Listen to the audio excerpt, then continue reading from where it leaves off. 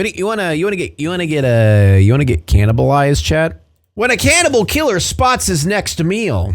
When it was, and she never fought. She never did. And next thing you know, she's dead. And I'm like, well, this is great. And I guess, I don't know, I got scared or nervous or I don't know.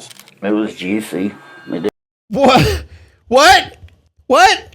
Oh, this is great. She's fucking dead. Great. Maybe I'll eat that. Are you gonna eat that? Just the way it was set up. This is great. You gonna eat that? Didn't taste like blood though. I mean, it tasted like a cardboard piece of steak. I wasn't sure why she was dead. Why didn't you call somebody to come up there and check on her? Because something else is in control. When detectives in Coffee County, Are the voices in the room with us? Tennessee, were called out to a remote property late one summer evening to respond to a peculiar claim. They had no idea what they would soon uncover would reveal a horrific and gruesome crime. In a chilling turn of events, detectives were left to puzzle out not only if someone had committed the crime, but if they'd resorted to cannibalism following a bizarre accident, or if in fact the stomach-churning act had been the fulfillment of a fantasy and an unhealthy obsession with serial killers. On the evening of June 8, 2014, Jason Walker was walking across the yard of his rural Tennessee home when he heard a voice call his name from somewhere in the yard. Jason turned, slightly impatient. It was 6:30 p.m. on a Sunday afternoon, and he was eager to get on with his preparations for the upcoming week. Looking to the adjacent yard, he saw his 37-year-old neighbor, Gregory Scott Hale, standing at the fence and motioning for him to come closer. Jason sighs inwardly but approaches the short chain-link fence separating them anyway, having no idea that the conversation he was about to have would be one of the most horrifying of his life. "Where's your backhoe?" Scott says by way of greeting. Jason replies that it isn't there, and he won't have it back for a few days. Scott appears somewhat irritated by Jason's response, prompting him to ask why Scott is suddenly so interested in his backhoe. Scott, in response, makes a tasteless and gruesome joke about needing it to hide the evidence. Jason, nonplussed, stares at him in silence, prompting Scott to continue by pointing to the two 5-gallon buckets sitting just a few feet away, near Scott's burn pit. He explains that he tried burning everything in the burn pit, but it hadn't worked, so he figures he should just bury it all as fast as possible. Jason listens to this reasoning for the use of his backhoe before growing tired of his weird neighbor's stupid joke, and abruptly telling Scott he needs to go and that he'll talk to him later. 3 hours later at 9:30 p.m., Sheriff's Corporal Brad Roberts is sitting at the front desk of the Coffee County Sheriff's Department when a man approaches. Why would you tell him? Reverse psychology. And anxious. He's actually a genius, and he's like, "Hey, I just murdered someone, and the body's right there." Like, who's gonna believe you, Chad? To speak with someone immediately. Corporal Roberts tells him to come back first thing tomorrow morning, but the man is insistent. It's Jason Walker, and he needs the police to listen to the joke his neighbor has just told him, because the longer he's thought about it, the less it started feeling like a joke. At first, the corporal is skeptical as it sounds ridiculous. Violent crime is almost unheard of in tiny Coffee County. But Jason is so adamant, so sure, that the deputy starts getting a sick feeling as well. He radios for 2 more officers, Deputy Rainey and criminal investigator Dendy, to accompany Jason back to his home to check out the story. Upon arriving at Jason's property, investigators made sure to come in through— That's not really a backhoe worthy amount of stuff to bury. Just use a shovel and not tell people. You really think a guy who looks like whatever he looks like this is gonna spend time shoveling? Dude, he's lazy as shit. You think he's actually gonna do that? To accompany Jason back to his home to check out the story.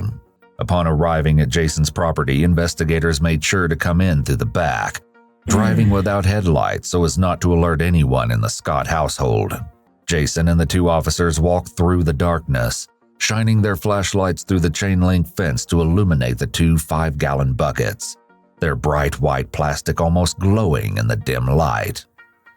C.I. Dendy picks up a garden hoe lying in Jason's grass and uses it to reach over the fence and snag the handle of the closest bucket, lifting it over. He left them there? I assume he just wanted to get caught. So he brings him over there. Hey, I gotta bury this evidence of a dead body. All right, I'm just gonna leave him here for you. Over to their side. Grasping the lid, he peels it off to reveal the ghastly contents, causing all three men to reel back in horror. It's a woman's severed head and hand. Oh! 3 days earlier, on July 6th, CCTV footage at Oak Liquor shows a woman entering the store at around 3:30, striding in confidently and heading to the back of the store before stopping and looking around hesitantly. This is Lisa Marie Hyder, and unbeknownst to everyone in the store, this is her last day alive. She scans the back shelves, curling her long auburn ponytail around her fingers and adjusting her large black sunglasses before walking up to the man who has just passed her in the aisle. She isn't from here. She's only traveled up from where she lives in Dunlap, Tennessee to spend time with her ex-husband and 2 young children. The youngest of which is only a year old. Just before entering the store, Lisa had been on the phone with her ex-husband, trying to get a ride from where she was to the house. No, she asked for a ride. No way. No way she asked for a ride from the dude, from the creepy guy. But he was unloading a truck in Huntsville and couldn't get to her until he was finished. No. Lisa was stuck where she was, and she needed a ride, which is why police suspect she approached the man in the liquor store.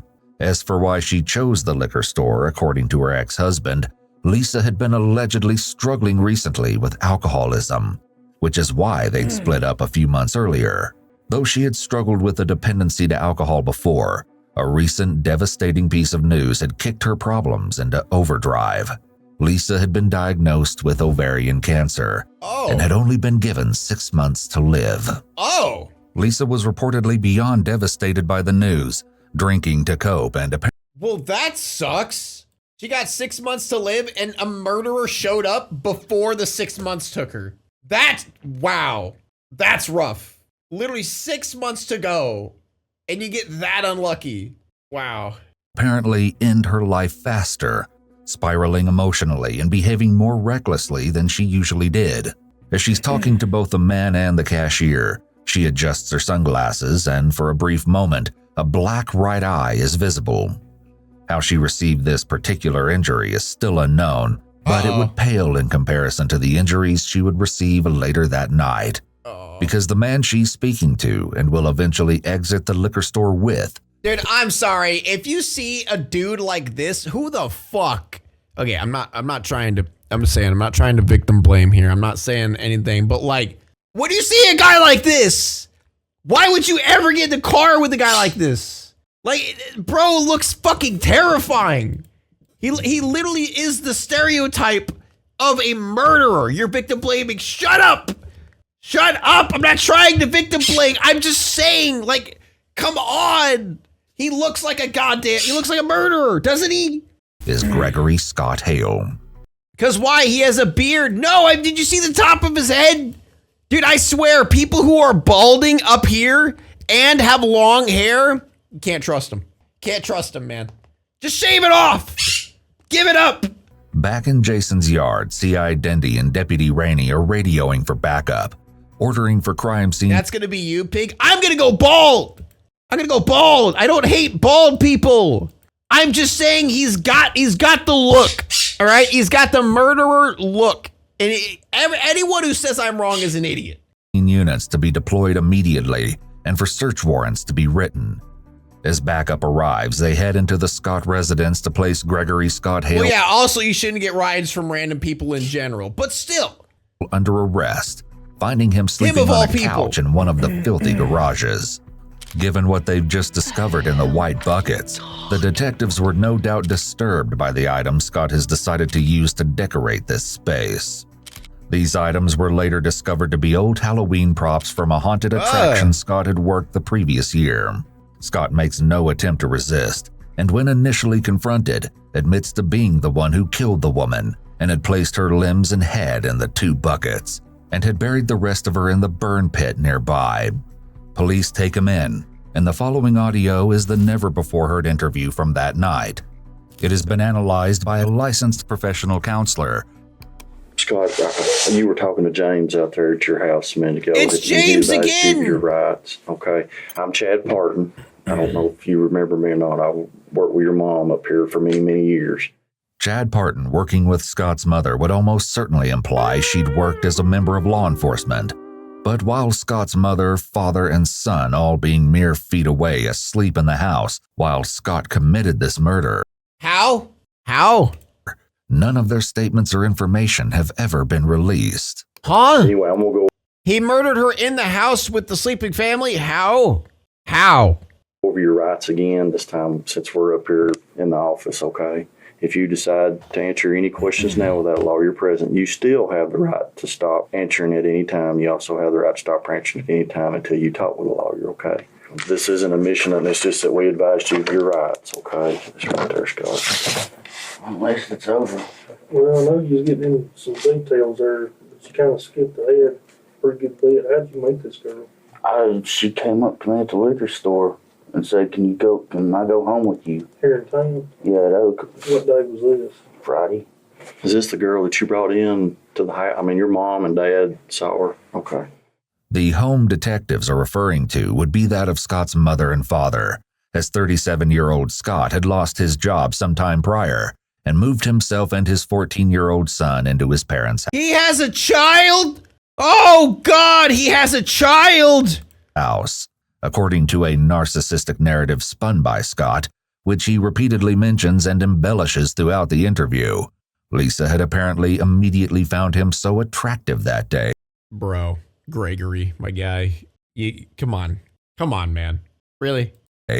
She immediately begged him to take her to his home and had decided she wanted to live with him in his I'm sure. mom's house. I'm sure, Gregory. Yeah, buddy, I'm sure that's what happened. Yeah. Bro, what are you fucking talking? I love narcissists. Everyone wants to be with them. I know, right? That's a classic narcissist thing, thinking that everybody wants them. Before they had even left the liquor store. Then, once reaching the house and sitting in the grimy garage where Scott kept all of his Halloween decorations, she apparently couldn't keep her clothes on, and Scott had to repeatedly ask her to put her shirt back on. Yeah, I'm because sure his parents might return from picking up his son at any minute. he was trying to be very respectable. It's like, oh no, my parents are coming, please don't. And she's just stripping. Like, yeah, I'm sure, Gregory, you're just so attractive with that balding head and greasy hair. So attractive. Considering Lisa was only in Manchester that day to meet with her children, whom, according to those who knew her, she adored more than life itself, it seems far more likely she simply asked Scott for a ride, and the rest of this story is a fabrication, though it's likely we'll never know for sure. Made what I was drinking on, and she got her a pint of 100 proof vodka, and you can come hang out with me.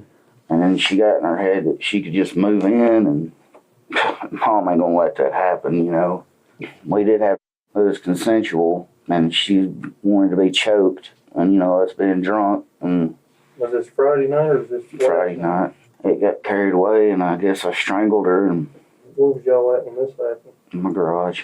Was you using a rope or? Hands in a shirt. The shirt's in the garbage can in the garage. Yeah, he had to make sure that they thought that it was consensual so he can make people believe that someone actually wants him. At this point in the I promise women want to have sex with me. interview, Scott once again begins boasting about how into him Lisa was, describing in explicit detail how much she wanted him, how turned on she was by his tattoos, not once mentioning his thoughts or feelings concerning her. It's unclear why Scott is so desperate to convince the detectives that Lisa was interested in him that he's making up unconvincing details. He may be trying to make sure he isn't Wait, Scott? Thought his name was Gregory. On the hook for assault, or it's just the narcissistic side of his personality coming through. Either way, detectives just keep trying their best to keep him on track. So you just had it show. Wait, is his name Scott? Where did I get Gregory? Who's Gregory? Scott Gregory? Oh, wait, is that? So it is still him, right? Tell me how you done that. You just. And then I got all, and then I got Stop gaslighting me. I can't tell. Yes, she didn't. She's like, keep choking me. And I kept on. I put a shirt around her neck and tightened it up. And, she's supposed to, when it was, and she never fought. She never did. And next thing you know, she's dead. And I'm like, well, this is great. Yeah, that's a very normal response when you accidentally, in quotation marks, kill someone. Ah, man, she died. That was great. Now I gotta deal with this. I guess. Next thing you know. Yeah, I know, right? Next thing you know, she's dead. Man, really? You really had to go ahead and die on me? Like, come on. I don't know, I got scared or nervous or I don't know. Scott's account of strangulation is interesting because, according to the autopsy, the soft tissue of the neck above the fourth cervical vertebrae are examined. No soft tissue hemorrhage is seen. The hyoid bone and thyroid cartilage are intact. No contusions of the neck are seen. While the autopsy does conclusively rule that Lisa's death was caused by homicidal violence, no single cause is listed. There were no drugs other than alcohol in her system, and her lungs showed no evidence of smoke inhalation. So exactly how Scott ended her life or why he would feel the need to lie about the exact manner of her death is unknown. What happened after that, Scott? I mean, They don't even know how she died? Realized that she had passed. Did you try to give her CPR or anything? Did you try to resuscitate her or anything? No, I don't know how to do CPR. Okay. I smacked her on the face a few times and no response. I opened up her eyes and her eyes were not all the way shut. Yeah. I pulled up her eyelid and covered, and then moved it. Her pupils didn't dilate or move or nothing. I've been wanting to go into a psychiatric hospital because I've already been having urges. Man, they've just been getting greater and greater, and I don't know if it's what, but I guess before I could get to one. So I've been watching a lot of serial killer stuff. I don't know if that was getting in my head. I've been having some crazy things happening at the house, like as far as unexplainable, supernatural. Ah, okay, so you got possessed by a demon. Whatever. I suffer from sleep paralysis. Not sleep apnea, but paralysis. I'll come to, I'm completely paralyzed and I can't move. Despite Scott's best efforts to make himself seem troubled or possibly insane, what he's describing isn't it was a disorder, the voices, Your as Honor. it happens to people fairly regularly. Yeah, but sleep paralysis is not like insanity. It just sucks. But you're conscious. Yeah, and not this last time it happened, but the time before. Because I looked it up on the internet and I found out a lot of people that's claimed to be abducted by aliens suffer from it. I've also looked up it was a demon. Man, anybody who knows my reputation knows I'm into the dark stuff. Time before it happened, I come to, it was a deep paralysis. And I could hear something above me breathing. And something slid my fan. The way I was laying on the bed, something slid my fan all the way over, like where I look over laying down. Fan stayed running, and that's impossible. That cord's barely long enough to plug in where it was. Mm-hmm. And ever since then, I've had a headache constant. It's been about 2.5 months. And a beeping sound for about Is the demon in the room with us right now? 2 weeks. I had an episode, give or take, a week ago, and the beeping sound's back in my head. And just ever since then, it's just, my thoughts ain't been right. Yeah. How long have you been out of rehab? This question, posed by Detective Cheryl, seemingly comes out of nowhere and isn't mentioned at any point in the interview before or after now. Since both of the detectives seem to know Scott from before this crime, it might just be prior knowledge. I left it. I didn't even stay 24 hours because How long ago was it been when you went though? about 2 Februaries ago. You ain't used any meth in the past. This couple guy's still months? trying to look cool and edgy? Why? Because he is. What do you mean? Like, didn't you just hear how he was talking about how she was all over him? Like, he's got to be cool. Pills. I took an Adderall When did you take it? maybe a week ago. He's friends with the Pretty much all cops, you yeah. done is drinking, man. Drinking, Very smoking familiar with the weed. cops. I like to do Percocets and hydros, but I don't take those to get high on them. I've abused my body so much, I hurt. So once you realize that and she's there and you're like, okay, how long did you sit and think or? Did you call anybody? Tell your parents? Or? Mm-mm. So what happened from there? I covered her up with a blanket on my love seat. I'm pondering what to do, which I should have just called y'all, but another part of me was wanting, you know, it was like, you done went this far, you know. And that's when I pulled her off Love's seat and I put her underneath the boat, kind of threw some stuff on top of her, so in case Mom or Dad walked out there and looked to see if she was there, you know, because, you know, I walked in and told Mom, I was like, well, she's gone. She got mad because I wouldn't stand up to you and let her stand here, and she just took off walking. Yeah, I'm sure. I'm sure that's what happened, man. I'm sure. I waited till they went to sleep, and I guess I just let my twist. His name's Scott Hale. Side I fucking called him Gregory for how long? Who the fuck is Gregory? Who's Gregory? Oh, it's Gregory Scott Hale. Why are you just calling? Okay, I'm still calling him Gregory. I don't give a shit. Take over. We're all Gregory. They have personality issues. It's unknown what Scott's official diagnoses are. Gregory but given Scott. his potential parasitic calling him lifestyle Gregory. and the seeming lack of emotion here, it would be tempting to guess that he has a form of antisocial personality disorder. However, without knowing his full history, It doesn't make you kill people. it's hard to be certain. After they went to sleep, I pulled her out from underneath the boat, and I was gazed on her for a minute. I laid down beside her and was just touching. Mm-hmm. Was she still warm? She was starting to lose it, and I forgot what the word is when the blood settles. Rigor. No, that's Pulling. stiffening.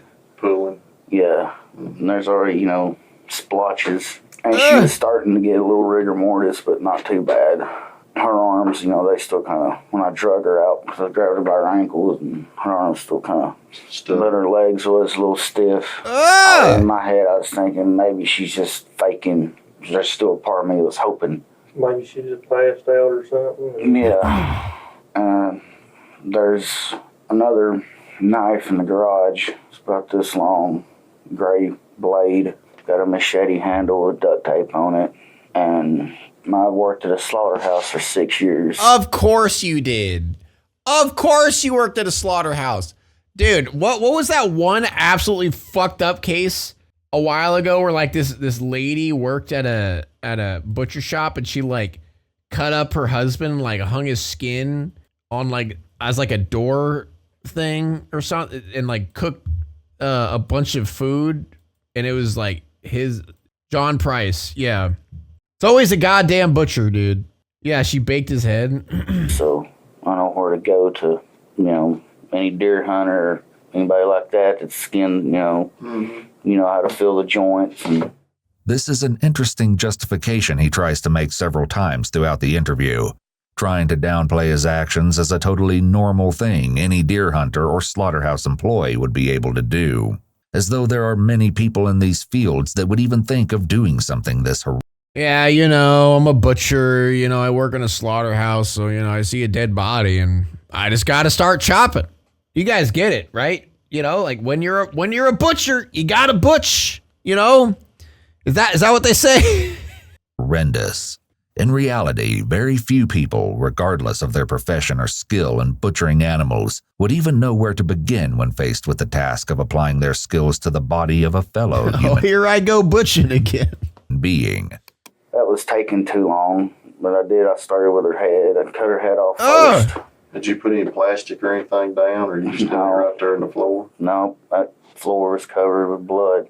Did you move the carpet out of there? I think there's green carpet or And there's some blue carpet in there.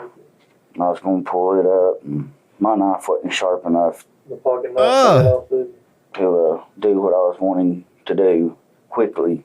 So I got the axe, cut off her hands, or at least I busted the bone with the axe. And then I used the knife and I cut off her feet. Bear in mind that up to this point, Scott has maintained that he had a woman die in his home accidentally, and panicking went about disposing of the body in the quickest way he knew how.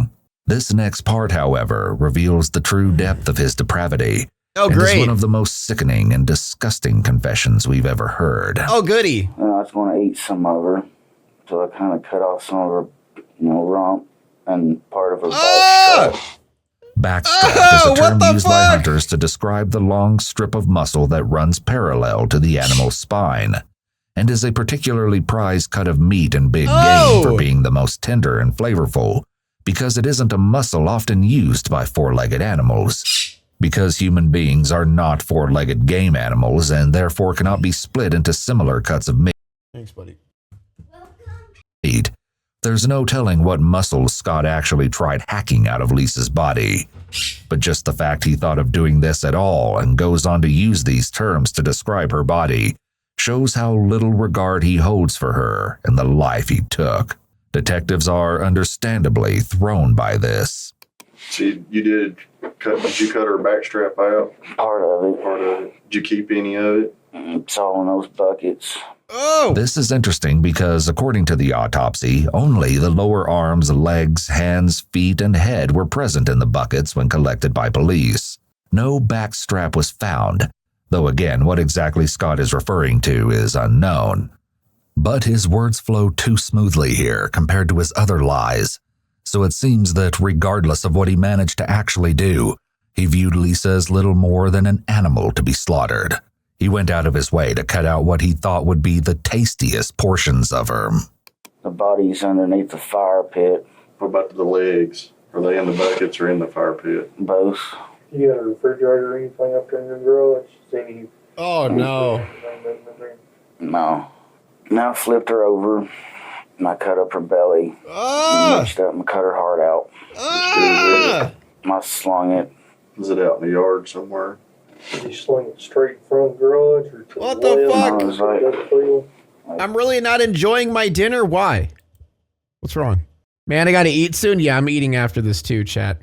What a nice thing to listen to.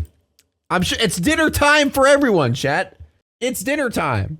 where those buckets are, there's a fence. Mm-hmm. I kind of because Mom was coming out. And So you just sort of slung it across the driveway? she kept saying, because Mom and Dad was noticing them talking about, what's Clyde keep smelling, what's Clyde keep smelling. Clyde seems to be the family dog, though this isn't confirmed. And this was Friday night? And this was today. And I went and built a fire, and I tried to burn her remains, and I was going to bury the heads, or the head, and the other body parts.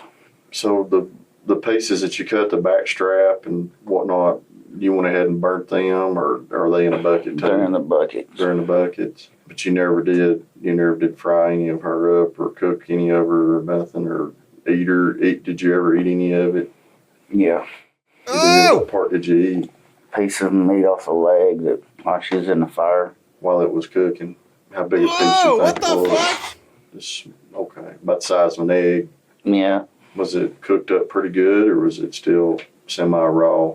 It was juicy. It didn't taste like blood, though. I mean, it tasted like a charbroiled piece of steak. Similarly to how Scott was trying to convince the detectives of Lisa's burning passion for him, he also seems to be trying to convince them that what he did wasn't despicable or utterly insane, because she just tasted like steak. Well, let me ask you this. Before you cut her up, or any time during you cut her up, did you drink any of her blood, or did you have sex with her again? Oh, please don't. Okay. Oh, So basically what you done, fucking thank God. I can't handle this anymore. Oh my you God. just got busy of trying to dispose of her.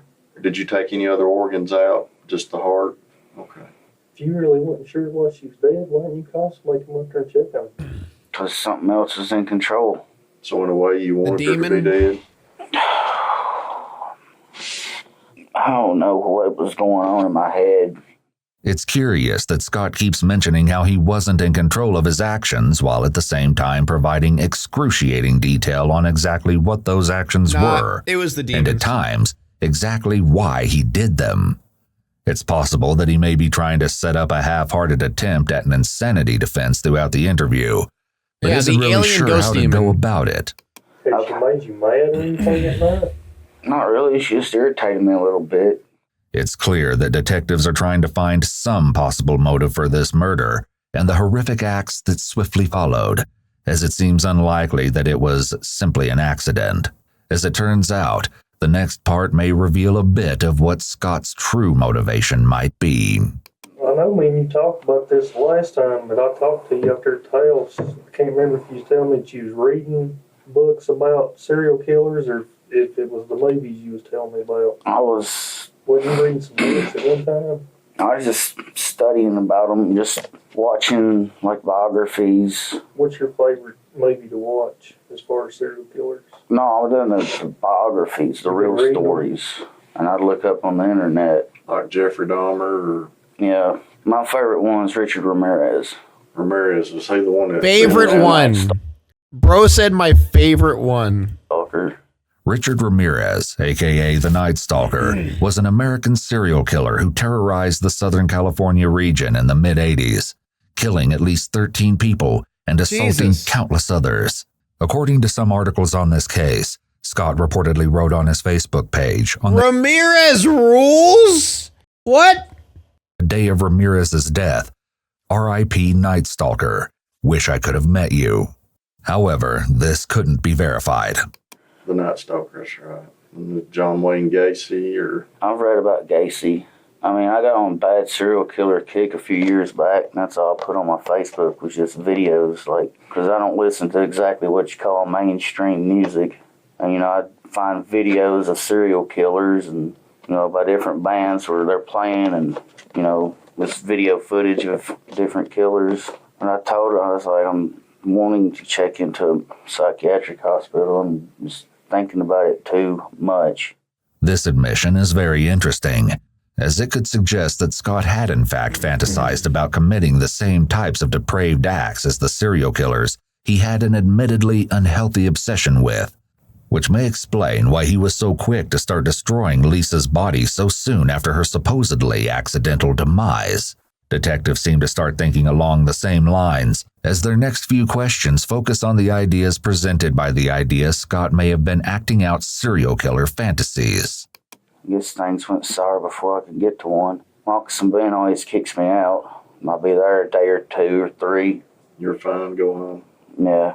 Is this the only person that you've ever hurt like that? Yes. You ever tried doing anything else? Dogs? He saw a chance and took it. It's not insanity. Yeah, I mean, this is obviously 100,000% premeditated.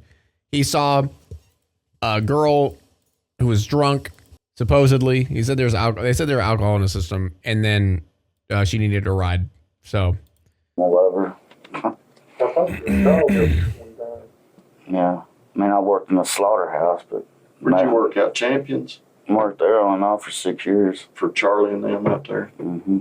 We had a bad falling out. So... I wonder when why. you were having with her and she wanted you to start choking her out, what was your thoughts? What was going through your head then? Were you thinking, this is my opportunity, I'm just going to choke her out and live out one of my fantasies, or... Pretty much. Opportunity was a knocking, wasn't it? Yeah. You know what's up? We was going to go to a different damn liquor store, too. And we was right there about to pull in. And she goes, what? She goes, you can't go to Oak Candy. You owe that woman money. I was like, no, I paid her off. bro, why are you talking like she knows you? She doesn't fucking know you. Why are you talking like you know each other? So she just went all the way to Oak Liquor instead of stopping at Westmead. Maybe it was fate. Who knows? This last statement seems to be Detective Parton taking a weak stab at one of the principles of the Reed technique, perhaps presenting an alternative theory to get Scott to admit to more details because the alternative makes the crime sound not that bad. It's at this point that the interview deviates from Lisa's cold-blooded murder and takes a Talking about a different woman? What? He was saying, okay. rambling turn into Scott's personal Oh, wait, was he saying that he was going, but who was he talking to then? life, starting with the other failed relationships with women he's had in the past. Talk about whoever drove him there. Oh, someone drove him there. Okay, he was talking to someone. Like, he was talked to us, so I didn't think that, I thought he meant that he was talk toing the one girl that he picked up. And the misdemeanor charge for possession of drug paraphernalia that was still pending at the time of the murder. How did he drive None back? of which, of I don't course, know. were ever his fault. You guys are confusing me now. It's interesting to note that he blames the paraphernalia Hey, charge shut up. No, entirely you shut up. Fuck you. on the woman he was seeing at the time, saying, Yeah, it's misdemeanor paraphernalia. And then this girl hooked up on a blind date. She was from Winchester. I couldn't get her to leave.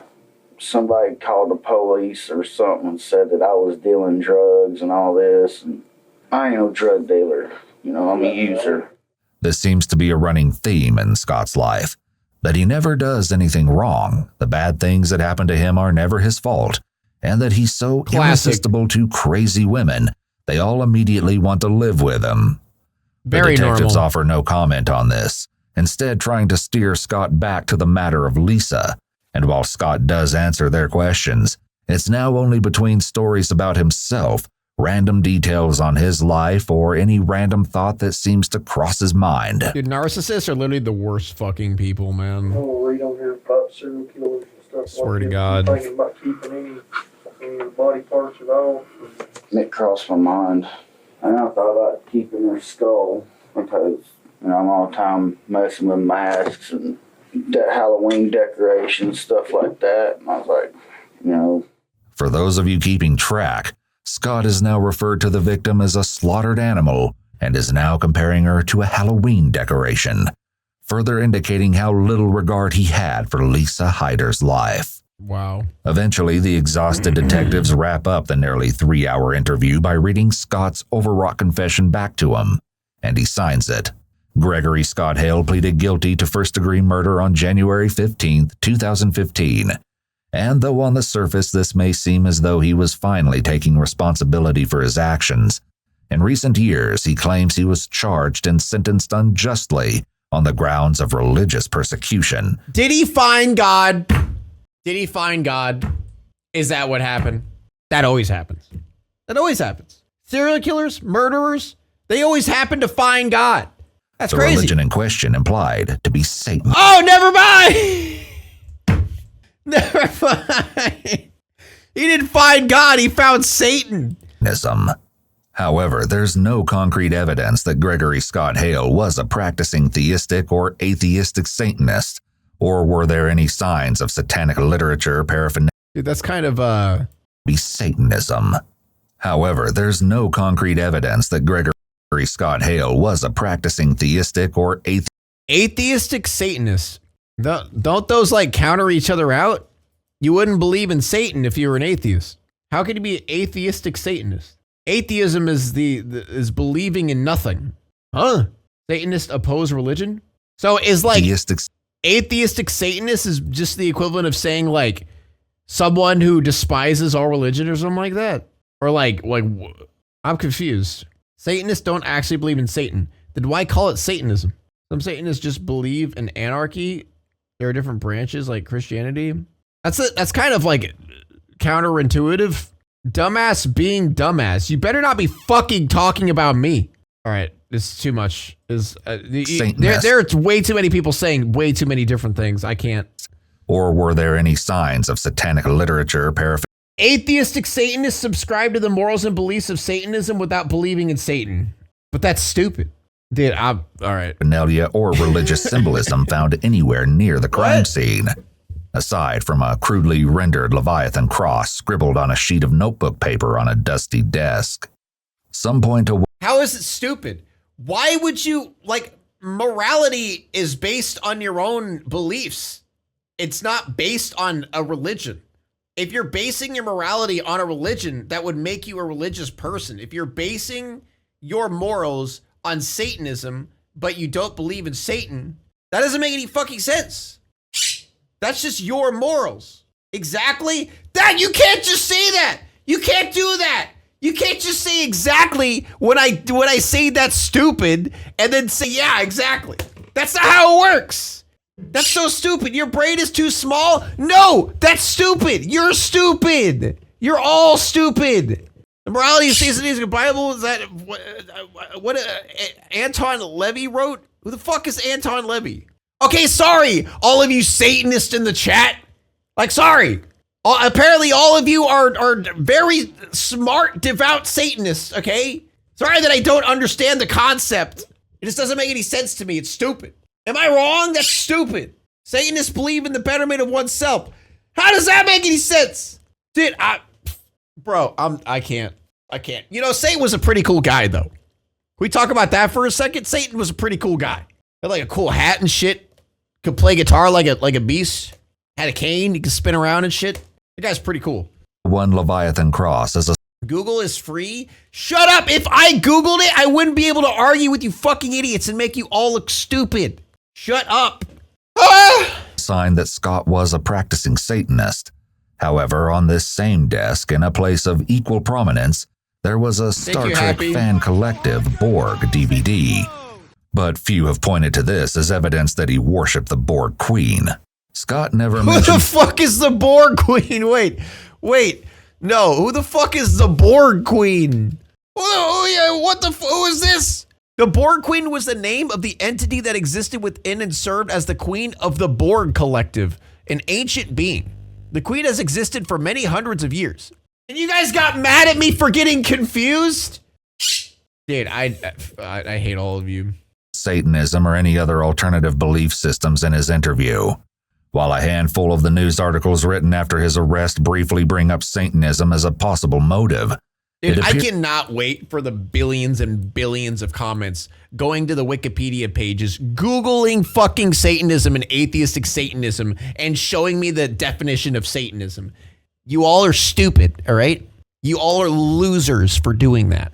Delete the comment now. Delete it. Here's they're basing the assumption that Scott worshipped the devil on his love of metal music, the album covers of which adorn his Facebook page, and dark comedy. Scott also Let me guess, he's a fan of mayhem. goes on to complain that all of the articles only include the bad things about him, allegedly writing, "Y'all only put up the bad. I've been told by a couple of people who really know me and who wrote positive things about me, or said positive things, and for some reason that never gets published. But people who don't really know me that speaks only diluted BS that is secondhand BS, and bad about me. Y'all want to smear that all over the paper." Regardless, the family of Lisa Marie Hyder can rest assured that the man who brutally murdered and dismembered this young mother of 6 will rot in prison for the rest of his life. But was he a Satanist, though? Is this going to turn into the homeless thing again? That was a fucked up video.